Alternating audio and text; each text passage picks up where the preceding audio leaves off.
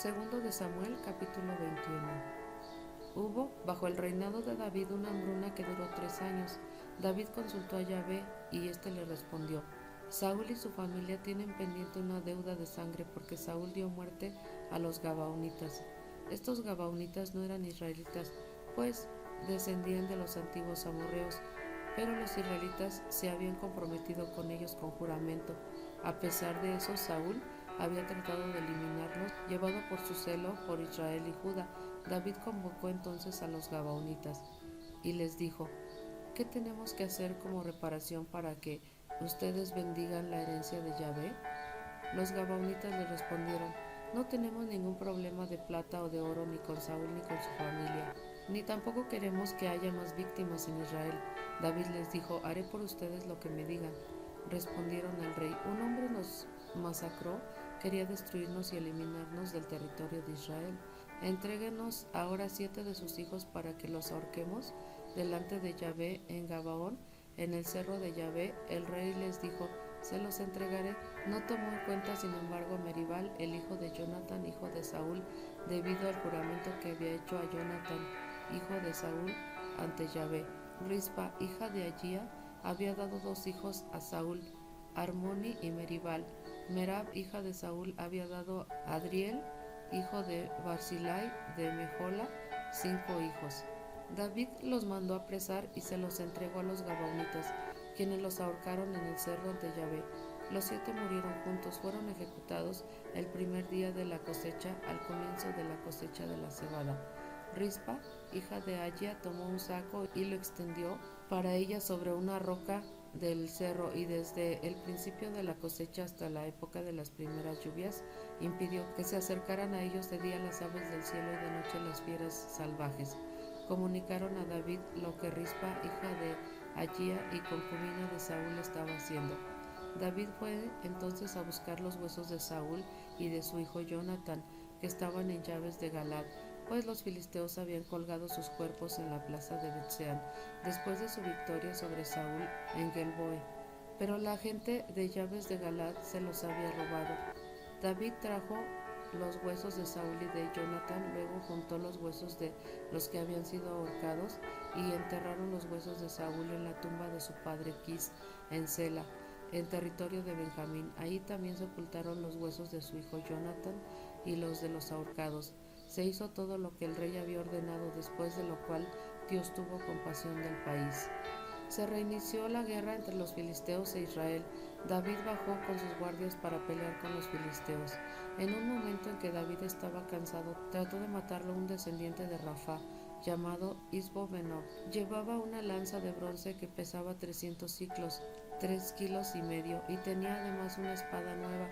Pero Abisai, hijo de Selvia, fue a auxiliar a David, hirió al filisteo y lo mató. Los hombres de David le insistieron entonces: No vengas más a la guerra con nosotros, pues no debe apagarse la lámpara de Israel. Después de eso hubo todavía otra batalla con los filisteos. En esta ocasión Sibecai de Jusá dio muerte a un descendiente de Rafa llamado Saf. Se reinició una vez más la guerra con los filisteos de Gob. El Hanán, hijo de Yair de Belén, mató a Goliat de Gat. El astil de su lanza era como un palo de un telar. Hubo además otro combate en Gat. Allí se encontraba un hombre alto que tenía 6 dedos en cada mano y 6 dedos en cada pie, en total 24 dedos. Este también era descendiente de Rafa. Como insultara a Israel, le dio muerte Jonatán, hijo de Simea, hermano de David. Los 4 eran hombres de Gat, descendientes de Rafa. Fueron muertos por las manos de David y de sus guardias. Segundo de Samuel, capítulo 22. David dedicó a Yahvé las palabras de este cántico el día que Yahvé lo libró de las manos de todos sus enemigos y de las manos de Saúl. Yahvé es mi roca y mi fortaleza, mi salvador y mi Dios. Él es mi roca, en él me refugio.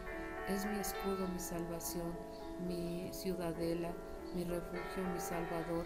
Me salva de la violencia. Le oro a Yahvé, que es digno de confianza, y me veo libre de mis enemigos. Las olas de la muerte me envolvían, los torrentes devastadores me aterraban. En las redes del mundo infernal estaba preso, veía delante de mí las trampas de la muerte. En mi angustia clamé a Yahvé, le grité a mi Dios. Mi grito llegó hasta su presencia, desde su templo escuchó mi voz. Entonces la tierra se estremeció, tambalearon los cimientos del cielo, temblaron al sentir su cólera. Salía vapor de sus narices, de su boca un fuego devorador, un chorro de carbones encendidos. Incluso los cielos, y bajo una nube oscura tenía bajo sus pies. Inclinó los cielos y bajó. Una nube oscura tenía bajo sus pies. Voló montado en un querubín, transportado en alas del viento. A su alrededor una cortina de tinieblas. Nubes aborregadas formaban su tienda. Un resplandor iba delante de él. Brasas ardientes lo alumbraban. Tronó Yahvé desde lo alto, hizo resonar su voz el Altísimo. Disparó sus flechas, dispersó a sus enemigos, el rayo los llenó de pavor. Apareció el fondo del mar, desnudas quedaron las bases de la tierra ante la amenaza de Yahvé, al estremecerlos el soplo de sus narices. De lo alto extendió la mano y me agarró y me sacó de las aguas profundas, me libró de mis terribles enemigos, de enemigos más fuertes que yo. Me asaltaron el día que me iba mal, pero Yahvé fue mi protector. Me sacó del peligro y me salvó porque me ama. Yahvé me trató según mis méritos. Limpias son mis manos y Él me lo paga. He ido por caminos de Yahvé y no hice el mal lejos de mi Dios. Ante mí estaban todas sus sentencias, jamás me apartaba de sus leyes. Estaba ante Él sin un reproche, me cuidaba de cometer cualquier falta. Yahvé me recompensa según mis méritos, ha visto mi pureza con sus ojos. Con el que es bueno tú eres bueno, con el que es perfecto eres perfecto. Eres recto con el que es recto, pero pillas al hombre si es tramposo. Acudes a ayudar a un pueblo humilde y humillas a los altaneros. Oh Yahvé, tú eres mi luz. Él, Yahvé, ilumina mis tinieblas. Contigo me lanzo contra los asaltantes, con mi Dios, y yo salto la muralla. El camino de Dios es perfecto, la palabra de Dios es infalible. Él es un escudo para los que en Él se refugian. ¿Quién es Dios fuera de Yahvé? ¿Quién es la roca sino nuestro Dios? Dios es mi asilo, mi fortaleza, me abre el camino real, asemeja mis pies a los de la sierva y me mantiene de pie en las alturas. Adiestra mis manos para el combate, mis brazos tensan el arco de bronce. Tú me das tu escudo de salvación y tus favores me agrandan. Me haces que alargue el paso y mis tobillos no van a flaquear. Persigo a mis enemigos, los aplasto, no vuelvo sin haberlos derrotado. Rotos, aniquilados, no se levantan más y caen bajo mis pies. Me llenas de fuerza para el combate, doblegas mis enemigos bajo mis pies. Haces que mis adversarios den la espalda, aniquilando a todos los que me odian. Aunque grite, nadie los salvará. Yahvé ya no le responde. Los muelo como el polvo de la tierra, los pisoteo como el barro del camino. Me libras de las demandas de mi pueblo, me pones a la cabeza de las naciones. Pueblos que no conocía me obedecen. Los extranjeros buscan mi amistad, apenas oyen mi voz me obedecen. Sin fuerzas están los extranjeros, tras sus fortalezas se atrincheran. Viva Yahvé, bendita sea mi roca, alabado sea el Dios que me salva. Oh Dios, me concedes el desquite y colocas los pueblos a mis pies. Tú me libras de todos mis enemigos, del agresor me haces el amo.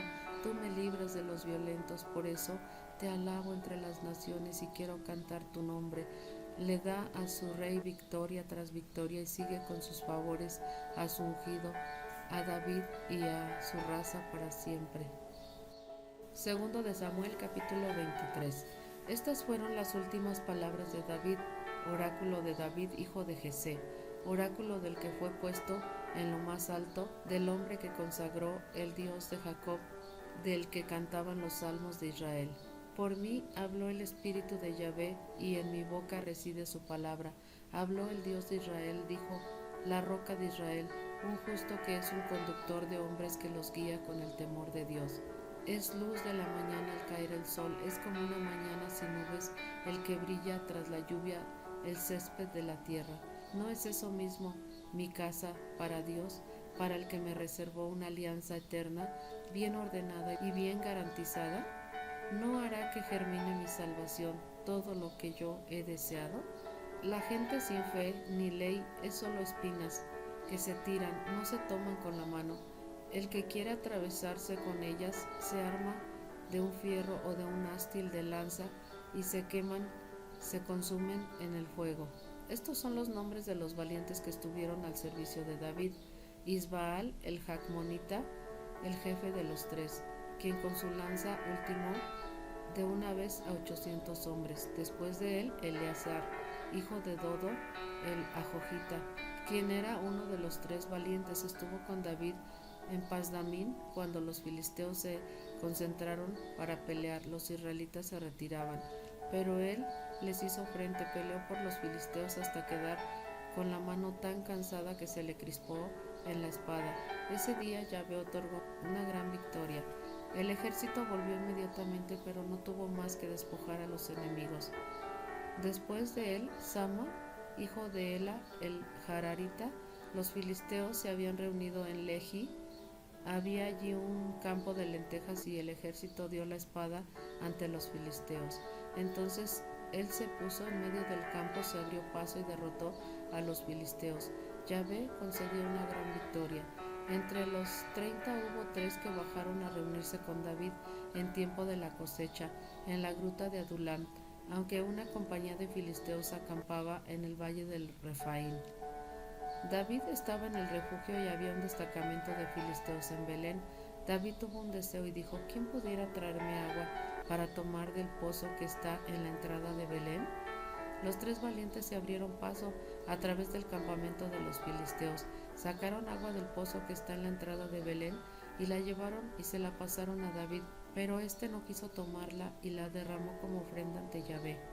Declaró: líbreme Dios de tomar esta agua, que es la sangre de estos hombres que arriesgaron su vida. No quiso pues tomarla. Eso fue lo que hicieron estos 3 valientes. El jefe de los 30 era Abisai, hermano de Joab, hijo de Serbia. Se hizo famoso entre los 30 cuando, blandiendo su lanza, dio muerte a 300. Fue el más célebre de los 30 y llegó a ser su jefe, pero no alcanzó el nivel de los 3.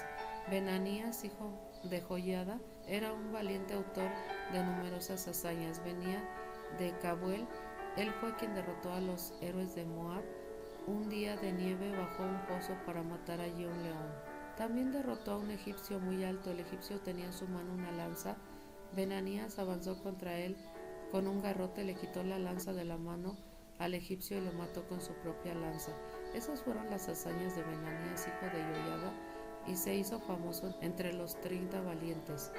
Y fue aún más célebre que los 30, pero no se contó entre los 3. David lo hizo entrar en su guardia personal.